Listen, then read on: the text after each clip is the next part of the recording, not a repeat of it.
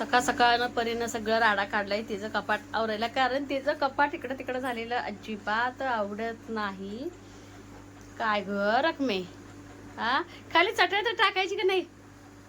होय बा, राहू दे. बर, ते छान दिसते बरं परू तुला ड्रेस, एकदम ब्युटिफुल दिसते हिरवावाला. काय मी माझं बेड सगळं लावून दिले, परीनं सरप्राईजच करून दिले एकदम भारी. आपलं हे ना सकाळ झाली, चिखलुटला झालाय गुरुबाचं काम. ए गुरुल्या रात्री उशीर आंघोळ केलाय, गंदी नाही, पावडी नाही, काय नाही. रात्रीचं कधी करायचं? 10 10:30 वाजता. हा, आज टायमिंगला आंघोळ घालो बाबूला. दीदीनं बेड तयार करून दिलं बाबूला. खेळायला लागलाय तिकडं, दुपटं हलतंय ना, तिकडं बघून खेळायला लागलाय. बाजरीचं पीठ दळून घेतलंय, ज्वारीचं पीठ लावलंय, दूध घेतलंय. हे सगळं आता चपाती वगैरे केलेलं सगळं पिठाचं ठेवायचंय. खूप काम आहे इथं. अळीवाची खीर करायचं आहे, सईपरीला डबा बनवलाय, भाजी चुलीवरती असं भरलेलं वांग, आणखीन वापाळतं आहे. इथं ढबू मिरची भरून ठेवली, ते बघा मसाला भरून ठेवलाय. त्याचा रस्सा करायचा आहे, आता लागलं चुलीवरतीच फोडणी टाकणार आहे. इकडं छान खिचडीचा पुलाव केलाय थोडाफार, आणि सगळं राडा काढायचं आहे मला आता. हे बघा कसं भरलं किचन सकाळ सकाळी.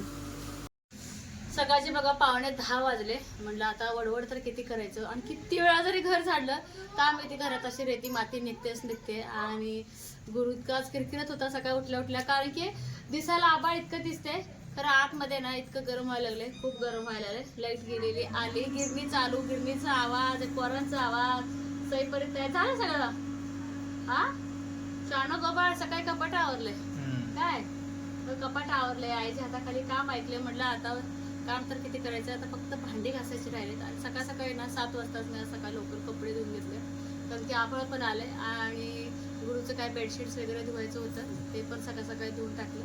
म्हणलं आता भाजी अशी व्हायचं लागले, तर मस्त ढबू मिरची हे बघा भरलेलं असं बनवलेलं चुलीवरती छान. आणि इकडं हळीवाची खीर.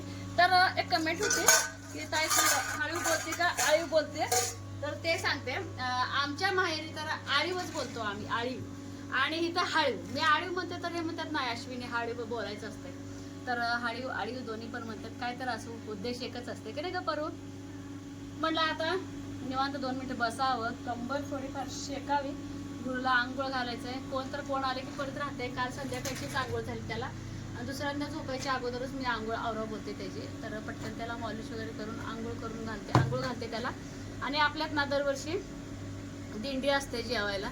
तर वारीतले लोक जसं की बघा आता आळंदीपासून जसं आलेत ना चालत, तसं इकडच्या जच्या इकडं निगडी गाव ना हो, निगडी या गावात ना वारकरी मला वाटतं एक 100 वारकरी असतात चालत. आणि प्लस आपल्या गावाले जे आपले भाऊकीचे एक 50 लोक, म्हणजे आमचे शेजारचे जे सासवा जावा गावातले ह्यांचे काय मित्र कंपनी दीड कंपनी सगळ्यांना मग आम्ही जेवायला बोलवत असतो. त्याचं एक टेन्शन आलंय मला. दरवर्षी कसं असायचं मी असं म्हणजे आता सईपरी मोठे झालेत, आता कसं गुरु 3 महिन्याचा आहे, त्याला बाकीच्या चपातीला बायका लावत असतो, मधून अधून आम्ही लाटतो. तर असं होतंय सगळं मॅनेज. पण हे वातावरण एक असं, दुसरी गोष्ट गुरु लहान आणि जास्त पळपळ. आधीच मी काही म्हणजे आई घरातलंच काम करते, कंबर माझी जास्तीच दुखायले, कमी काही अजिबात असं नाही. आधी दुखत होती, आता थोडं मला जास्त वाटते. एवढं आळू वगैरे खीर वगैरे घेते तरी पण मला जाण होते भरपूर. पण वारकऱ्याची सेवा करायला मनाला एक समाधान वाटते की वारकऱ्याची एक सेवा करायला मिळते, तर ही सेवा करायलाच पाहिजे. 1 वर्ष पुढच्या वर्षी कसं गुरु चालेल, हिंडल फिरेल, त्यामुळे इतकं प्रॉब्लेम येणार नाही. कोण पण त्याला उचलून बाहेर घेऊन जाईल वगैरे. तर ते दळणाची वगैरे तयारी करायची. अजून गहू वगैरे काही काढले नाही कणगीतनं. तर हायच मी घरातलं दळणं मला वाटतं 8-10 दिवस झालं गिरणीवरच आहे. दररोज थोडं दळते गुरुच्या म्हणजे खेळण्यानुसार. झोपलं की पण बंद करावं लागतं. 23 तारखेला दिंडी, आज 17 तारीख आहे ना, 17, 18, 19, 20, 21 त्या 4 दिवसामध्ये थोडं का होईना मला पटकन दळून घ्यायचं आहे, कारण की गुरुच्या झोपण्यावर ना तुम्हाला मी आत्ता बोलल्याप्रमाणे. परत जसं की आता गोट्यामध्ये ते काय आय करतील, आता जसं की चपात्या वगैरे करायला तिथं जागा वगैरे करावं लागणार आहे. हे एक मनाला मला समाधान मिळतंय की आपल्या घरी ना वारकऱ्यांचं उष्ट खरकट पडते ना, त्याचं एक मला फळ म्हणून, एक प्रसाद म्हणून माझी आई म्हणते, सोलापूरची आई मम्मू, की अश्विनी जेवढं तू काम करते किंवा वारकऱ्यांना वगैरे जेवू घालता का नाही तुम्ही, तुझे तुझं कष्ट आहे का फळाला आले. आणि तुझ्या घरी पांडुरंग आलाय, तू का असं लहान बाळा वगैरे का काय म्हणू नको, जसं होईल म्हणजे पार पडतच असते कुठलं पण कार्यक्रम, फक्त जर टेन्शन येत असते. असं ते सगळं पार पडेल. तर पांडुरंगाचा प्रसाद, गुरुप्रसाद, आपलं स्वामी प्रसाद म्हणून आपला प्रसाद घरी आलेलाच आहे. तुम्हाला माहिती आहे गुरु, ते एक मला असं मनापासून वाटतंय की पांडुरंग आपल्या घरी आलेले आहेत, तर त्यामुळे एक मनाला समाधान वाटते. त्याची एक तयारी करायची बघा. आता सारखं डोक्यात तेच विचार चालू असतात माझ्या. बघ आता 4 दिवसाने ते तर तुम्हाला ब्लॉग शेअर करणारच आहे. फक्त त्या दिवशी ना पावसाची खूप गरज आहे, पण पडू दे पाऊस. पाऊस पडत तर पण चांगलंच आहे आमच्या दिंडी दिवशी, किती जरी काय असतं तरी. तर पावसात जरा चपात्यावर करता राडा पडून असं वाटतंय.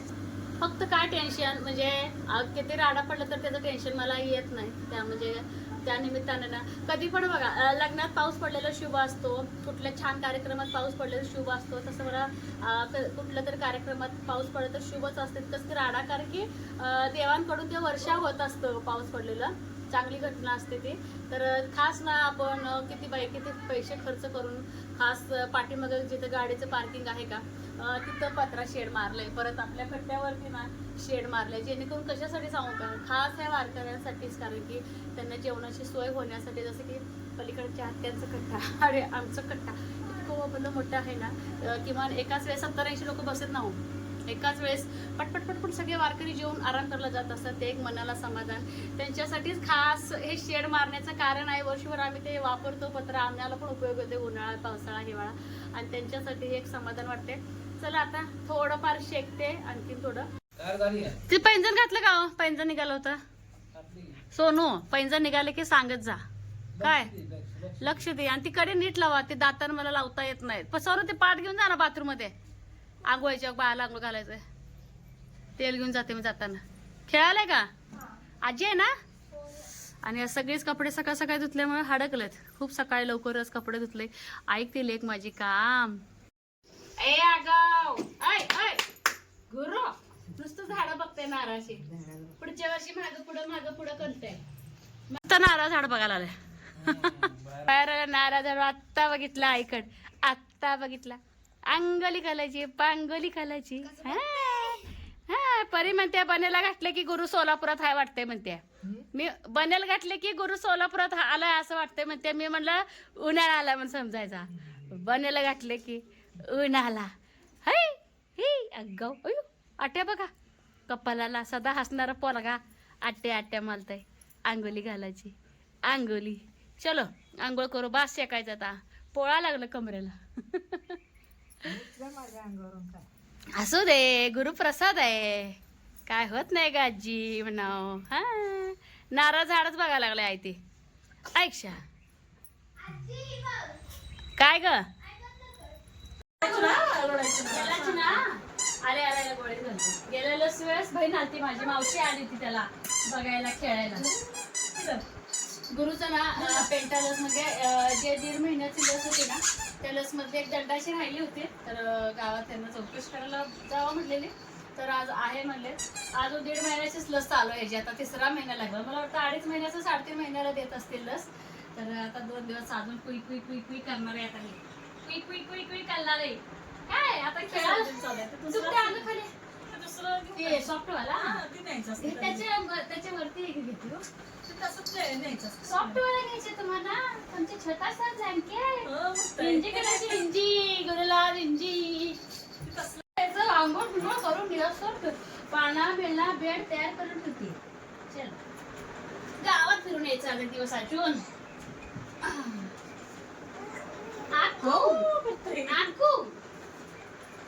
असे घेऊन जायचे तुम्हाला. ते हात असे फोल्ड करायचे काय अजून? झोपतो काय अजून? झोपतो काय? असं नाही असते. असं नाही. त्याला तिला कार्डच बनवायला होते त्या नर्सला. आता दरवेळेस म्हणजे किती लस झाल्या कसं कळायचं? हा ती कार्ड बनवून देत नाही. असं पण देत होते, ह्याला दिलंच नाही. कसं राहिलं काय राहिलंय, किती राहिलं का अंदाज स्वच्छ दुसरं काय. चलो लस द्यायला चला. कसं करते चला तर बाकी बाहेरचं जग दाखव कसं करते बाकी. चला जाऊया. हा कुठं झाड आले बघ. होय काकी, आजी माझी चप्पल घालून जायची गुरुची आजीची. मला आजीचीच आवडते. आजीची साडी पण घडी पडायची पिको केल्यावर. किती तोंड बाके काय काय इंजी काढायला चला येतात ललत येतं काय ललत ललत आकू आकू चल बाबा उशीर होते चला.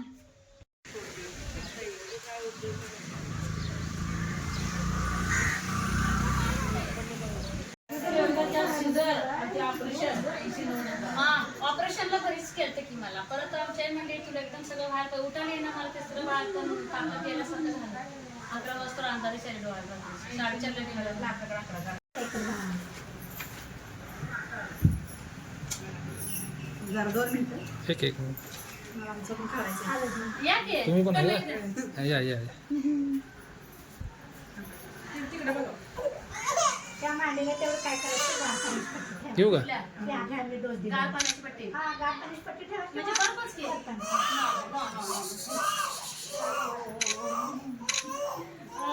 झालं झालं बघा बरं. सोडायचं नाही ना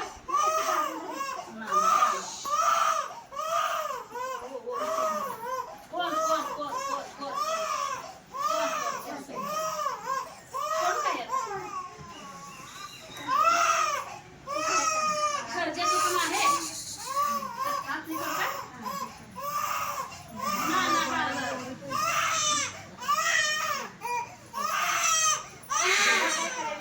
त्याला काय नाही करायचं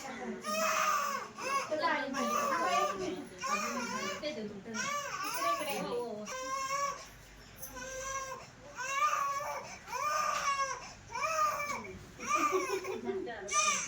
त्याला गोळ्या देत ना माझं कारण ठसका लागेल. ठसका लागेल. त्यांचं नोंदवलंय का आणि त्यांच्या नगर ना ना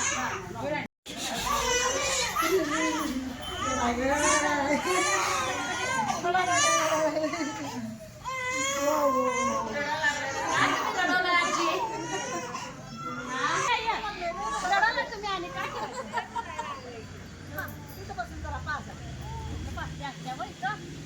अडीच महिन्याचं पण दिलं आणि 1.5 महिन्याचं पण झालं मी 1.5 महिन्याचे घ्यायला बरं झालं 2 एकदाच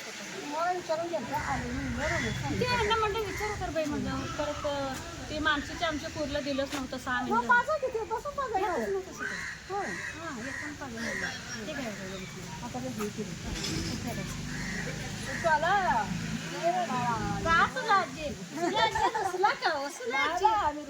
आता आम्ही मलाच येत नाही मान मान मान मान हे कर. आता आम्ही मलाच येत नाही मान धरत नाही अजून. कामाला मला अजून आत्ता धरा झालंय आता 1 दिवसात चौथा लागतं